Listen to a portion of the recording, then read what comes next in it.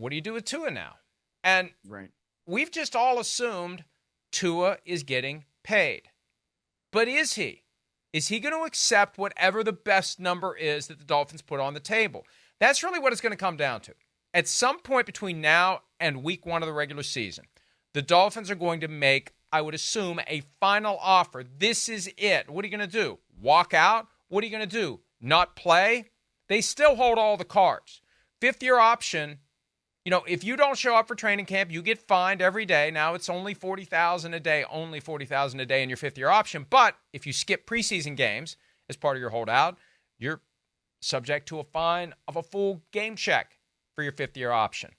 So it can get expensive. And then what are you going to do? Not show up for week 1? Or show up for week 1 and not be prepared because you weren't at training camp, so you're going to have a bad season and prove the haters right? So Tua really doesn't have a whole lot of leverage here. And he's got to come out and play well in 2024. And it's entirely possible that no matter what Mike McDaniel wants as head coach or Chris Greer wants as GM, the guy who owns the team might be saying, I'm not ready to make some $50 million a year commitment in new money to a guy who had one season when he was wire-to-wire starter, and now we think he was too heavy, and he's lost 15 pounds, and I don't know that he's going to be durable. And I feel like this is lost on the Dolphins. Like, this is a pretty basic thought, and we've brought this up a few times in the past couple of weeks, and people think it's nuts. It's not nuts. It's very real. The bigger you are, the more likely you are to withstand the physical pounding of playing in the NFL. The smaller you are, the less natural armor you have to win the battle of Newtonian physics that plays out on a football field all the time. The bigger guy wins. The smaller you are, the more likely you are to get thrown to the ground and have your head strike the ground once your body hits the ground. So, hey, I'm svelte this year. That was the word Mike McDaniel used. He's svelte. Great.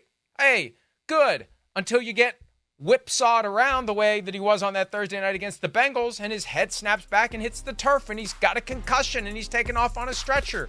So if I'm Stephen Ross, I might be inclined to say, Myles, I want to see this one more year before I believe. Or you know what I may want to see? I may want to see what happens if he goes to market, because I don't think anybody else is going to give him what they're looking to get from me.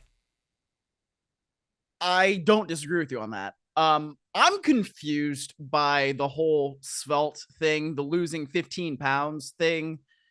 Same way I feel about Lamar Jackson, who we're not talking about right now. But it's like, why do we need to lose 15 pounds? You just had the best season of your career, and I mean, and that doesn't mean that you can't improve, but if you'd never been healthy through an entire season before and you led the league in passing yards, you had a great year by all accounts until the end where it got messy, and then you go to Kansas City and it's frigid conditions and blah, blah, blah. You don't play well, fine. But why is it that we're changing the body composition after we specifically did things to get better so that we wouldn't get hurt, so that we wouldn't miss games? Why are we reversing course on that? I'm really confused by that. Like, I don't did see a Miami game, I think. Maybe it wasn't last year. I don't remember when it was. But like the last time I saw Tua Tagovailoa, I didn't think he was fat. Right? Like you lose 15 pounds when you're fat. It's like, well, was he not in good shape last year? And yet he still had this. I'm perplexed by why we need skinny Tua now, because it just doesn't seem to go to where, okay, he's going to be that much better just because he loses weight. I don't get it. His arm strength is better, according to Mike McDaniel, because Tua Tagovailoa has been working with a private instructor and all that. And that's great. So we get a little bit more power, but again, when you're talking about durability, he's not been durable except for last year. And so, yeah, Mike, you make a good point. If I'm the owner, do I really want to say, let's give $50 million a year to somebody who has had a demonstrated ability to not be on the field for all 17 games? I think that's a little bit tough, right? Especially given the fact that we know Tyreek Hill and Jaylen Waddle are what really elevate that offense. That's kind of a tough sell in some ways. And I think the problem is more immediately for the Dolphins, the fact that the Lions just gave Jared Goff $53 million a year in new money, because it was kind of a similar thing. Who are the Lions negotiating with? Who are they competing with? Who else out there would have given Jared Goff the contract the Lions gave him if Jared Goff was available on the open market? We saw Kirk Cousins on the open market. He got $45 million a year. Now, there's a difference between new money and average from signing. For Cousins, it's both. For Goff, the average from signing is lower than 53. It's like 47. So it's closer to Cousins when you factor in the money he was due to make in 2024. So it's not dramatically better than Cousins, but the same dynamic would apply to Tua. Who's going to give him, knowing that he's due to make 23 this year, who's going to give him a new money deal north of 50? Or if he plays out this year at 23-1, the fifth-year option is concluded, he becomes a free agent next year. Let's say they don't franchise tag him and say, we're willing to keep you. We're willing to compete with the market. We're willing to let the market set your value. So many teams want to use the franchise tag to not let the market set a guy's value, and that's the most insidious thing about the entire franchise tag. It keeps the best players from ever determining their market value. You've got this artificial calculation that allows a team to hold a guy in place for far less than what his market value would be. With Tua, we're good. Now, look, the franchise tag, the way that it's kind of gone in recent years, it lags behind the top of the market. So maybe they would franchise tag him for a year. Maybe that's their end game. We'll see how he does this year. And if he's good enough, we'll tag him for a year. And then we'll make our decision next year. But let's just say, hypothetically, that they would let him go out there. Like, who's going to give him from scratch? Because that's the problem with hitting the market. That deal you get, new money and money from signing are the same. You're going to get $50 million a year on the open market. What are you going to have to do if you're Tua to get $50 million? Well, I know one thing you're probably going to have to do to get close to $50 million on the open market. Probably need to win a playoff game. Not just go wire to wire in the regular season. You're going to have to get past the one and done level. You know, there's a danger in constantly being one and done. And there are teams out there that would love to be in the playoffs every year and be one and done until they're in the playoffs every year and they're one and done. And it's like, this sucks. I know it's better than not making the playoffs at all, but God, what's the point? We play one more game, we get our asses kicked, and we go home. Like, we'd like to be in the Super Bowl conversation. And I feel like that's where Ross is. And the fact that Ross is 83 or 84, the Leon Hess dynamic at some point kicks in. Like, I've owned this team since 2009. I'm not going to use the Jerry Jones quote about what he wants, but he wants some of that. He wants some of what the Mavericks are on the verge of getting and what the Rangers have in Dallas. That's what Stephen Ross wants in Miami. So I don't want to call it a wild card in all this. It's the basic reality. At the end of the day, where does the buck stop? Literally, on the desk of the owner. And if the owner says, I'm not doing it, it doesn't matter if Chris Greer says we should do it. It doesn't matter if Mike McDaniel says we should do it. If Stephen Ross says, I don't care, I'm not giving this guy $50 million a year until I see more, he ain't going to get it.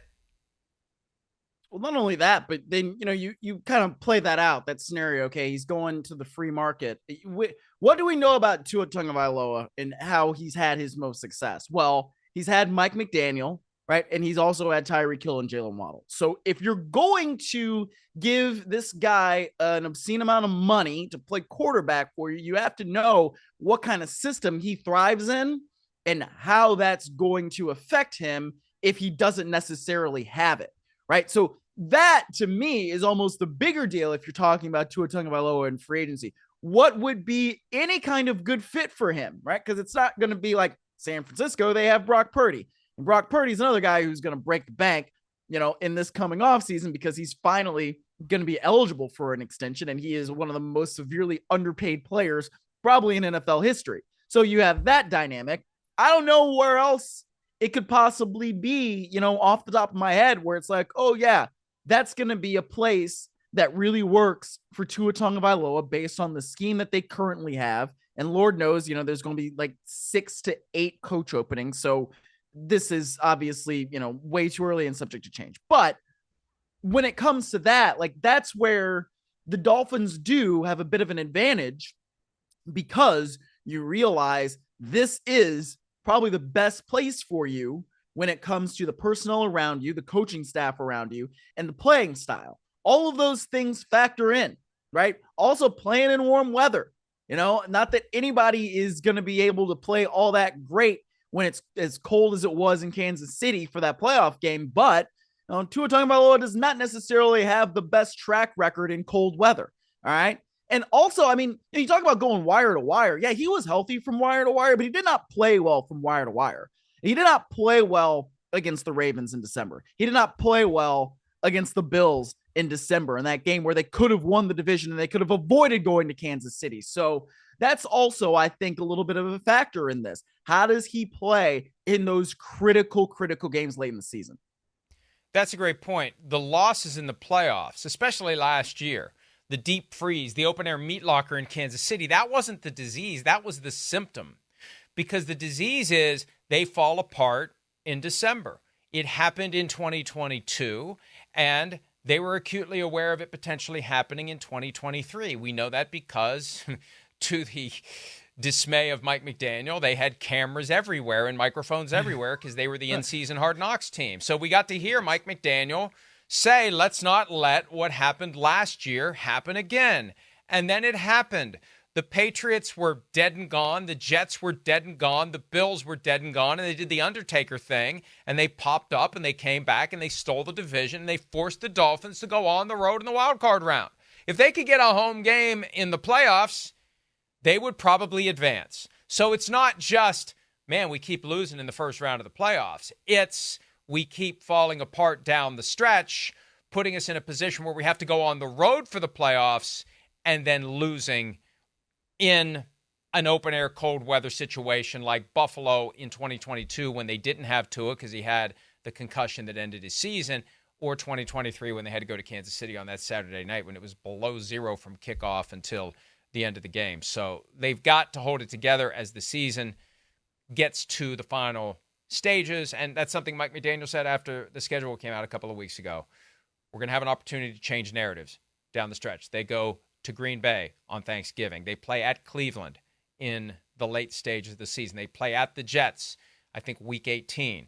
So they're going to get a chance to prove that they can win in cold weather, and they need to, whatever they do early in the season, to fatten up the record. And that assumes they're good enough to fatten up the record. You slip at all in the early stages of the season, and you're not going to be in a position. You're going to be what the Bills were doing down the stretch, doing everything you can to stay alive and try to get to the playoffs. So there's a lot of issues with the Dolphins when it comes to the success that really matters. They're good enough to make the playoffs. They have yet to prove under Mike McDaniel that they're good enough to advance. And we talked about this yesterday. There's a point where it starts to wear thin. That it was great and it was refreshing and it was new and he's authentic and he's cool and he's this and he's that. You keep going one and done in the playoffs. You keep falling apart down the stretch of the regular season, and you're just another guy who's destined to get fired. And that's the way the game works. And everybody knows that. It's part of what you sign up for. It's part of the way it is. 32 teams, and every year, up to 25% of them, sometimes a little bit more, are going to change their coaches because they're unhappy with their failure to get to where they want to be. And it very well could be that, hey, I mean, Stephen Ross is a smart guy. You don't get that rich by being stupid. The question is how much of your wisdom and your intelligence and your business savvy is transferable to running a football team. Hi, it's Mike Florio. Thanks for watching PFT on YouTube. Hit subscribe for the latest news and analysis from Pro Football Talk.